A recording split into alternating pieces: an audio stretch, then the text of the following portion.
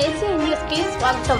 పొట్టి శ్రీరాములు నెల్లూరు జిల్లా విశ్వబ్రాహ్మణ సేవా సంఘం ఆధ్వర్యంలో ఆదివారం నెల్లూరు నగరం రంగనాయకులపేటలోని సోమిశెట్టివారి కళ్యాణ మండపంలో విశ్వబ్రాహ్మణుల సేవా సంఘం ప్రముఖులకు ఆత్మీయ సన్మాన కార్యక్రమం ఘనంగా నిర్వహించారు.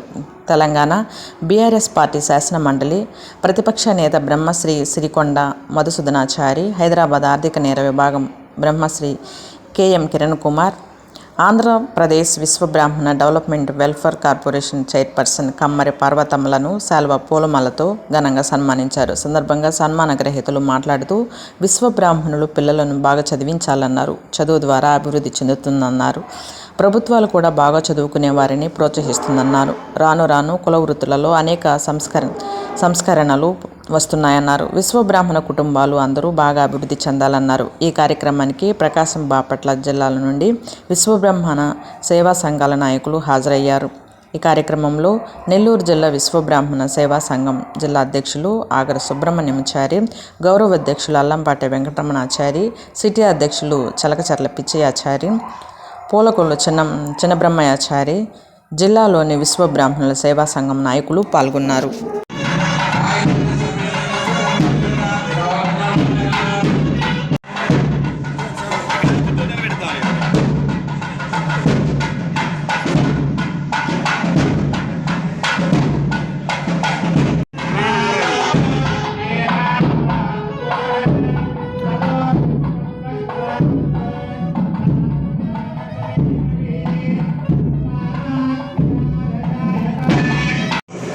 కమ్మరి పార్వతమ్మ గారు Andhra Pradesh welfare and development corporation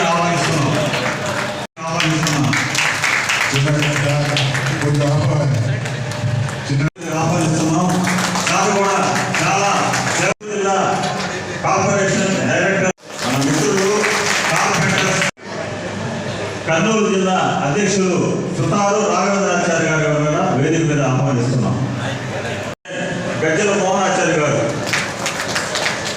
జిల్లా ఉపాధ్యక్షులు పోకూరి ఆదినారాయణాచార్య గారు, జిల్లా ఉపాధ్యక్షులు తీయబడి వెంకటేశ్వరాచార్య గారు. గౌరవం అనేది ఏర్పడుతుంది. ఈ రోజున మనం చూస్తుంటే వాట్సాప్ గ్రూపుల్లో చాలా ఏంటా ఈ గ్రూపుల్లో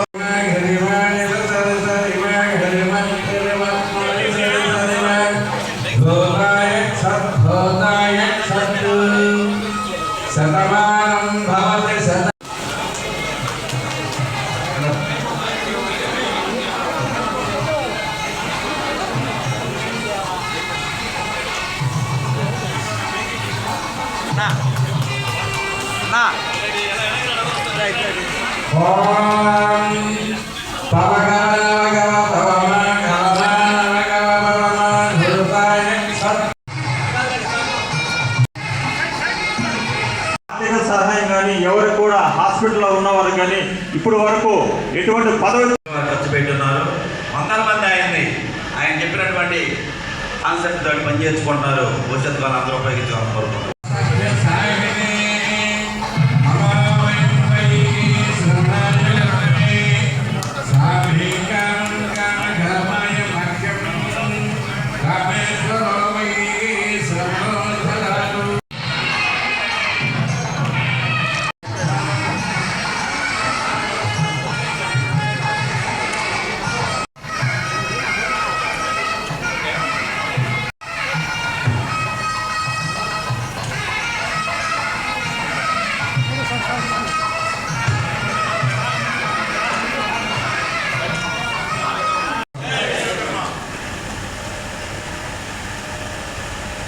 పొట్టి శ్రీరాములు నెల్లూరు జిల్లా విశ్వబ్రాహ్మణ సేవా సంఘం తరఫున ఈరోజు సోదరి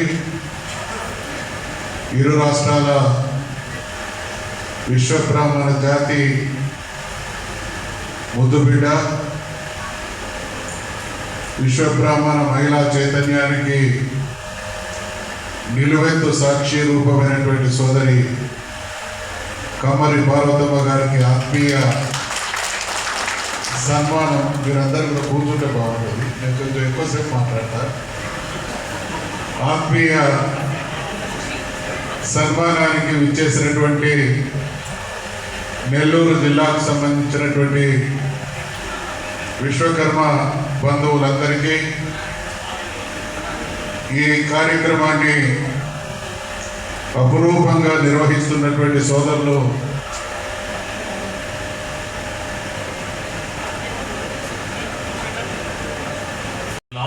డిఎస్పీ సార్ ఉన్నటువంటి మానవతా గుణము. ఎందుకు మానవతా గుణం అని చెప్తున్నానంటే, నేను డిఎస్పీగా ఒక లా అండ్ ఆర్డర్ ఆఫీసర్ ఉన్నానంటే ఒక లా అండ్ ఆర్డర్ డిఎస్పీ మీద ఉండే ఒత్తిడి మీకు తెలుసు. అక్కడ సార్ అధికార పార్టీలో ఉండి స్పీకర్గా ఉన్నప్పుడు ప్రతిపక్ష నాయకులకు సంబంధించిన వ్యక్తులు, నాయకులు కానీ నాయకుల రైట్ అండ్ లెఫ్ట్ హ్యాండ్స్ కానీ వాళ్ళ సమస్యల మీద వచ్చినప్పుడు జనరల్గా ఎవరైనా, ఎందుకంటే నేను ఒక భూపాలపల్లి కాదు, వనపర్తి జిల్లా డిఎస్పీగా చేశాను, అత్యంత సున్నితమైనటువంటి బోధన ఏసీపీగా నిజామాబాద్ జిల్లాలో చేశాను. ఒక ఎమ్మెల్యే అధికారంలో ఉన్నాడంటే అధికార పక్షం నుంచి, లేదా తను అధికారంలో ఉన్నాడంటే కేవలం తన పార్టీ వాళ్ళకే మేము పనిచేయాలి. ప్రభుత్వ అధికారులు, రెవెన్యూ కానీ, లా అండ్ ఆర్డర్, పోలీస్ కానీ, అటువంటి వాతావరణం ఉంటుంది.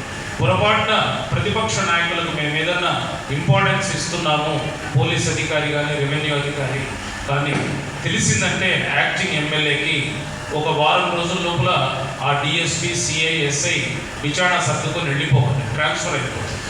సో అటువంటి వాతావరణం, రాజకీయ వాతావరణం ఉన్నప్పుడు సార్ స్పీకర్గా ఉంటూ అన్ని వర్గాల వాళ్ళని నేను ఆదరిస్తున్నప్పుడు, సమస్యల మీద వచ్చినప్పుడు పోలీస్ అధికారిగా నేను న్యూట్రల్గా ఉండాలి. కాబట్టి సార్కు ఉన్నటువంటి మానవతా దృక్పథము, ఒక మంచి మనసుని నేను అర్థం చేసుకున్నాను. కాబట్టి అందరినీ సమానంగా ఆదరిస్తూ అందరికీ కూడా నేను సహాయం చేస్తూ ముందుకెళ్ళాను. అది సార్కి ఎంతో ఉపయోగపడింది. చాలామంది నేను వెళ్ళిన ఒక 7-8 నెలలకి చాలా మంచి డిఎస్పీ గారిని తీసుకొచ్చారు మన గౌరవ స్పీకర్ గారు అని చెప్పి సార్కి అది ఎంతో మైలేజ్ అయింది. అంటే మనం ఒక మంచి ఆలోచనతో, మంచి ఆశయంతో మంచి కార్యం చేసినప్పుడు మంచే జరుగుతుంది, కానీ నెగటివ్గా ఎప్పుడు జరగదు. నా నమ్మకం అది. నాకు పెద్దలు నేర్పించిన ఒక మంచి గుణం.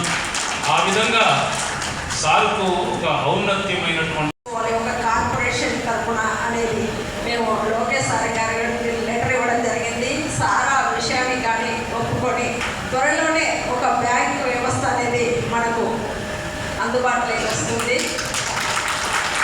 దాని ద్వారా మనకు ఎవరు నిధి ఇవ్వాల్సిన అవసరం లేదు. ఇందాక కొంత సోదరులు చెప్పారు, మనంతకు మనమే చేసుకోగలము, మన వ్యవస్థను మనమే బాగుపరుచుకోగలము. ప్రశ్నించండి ఏదైనా రాదని సోదరులు చెప్పారు. ఖచ్చితంగా ప్రశ్నించాలి.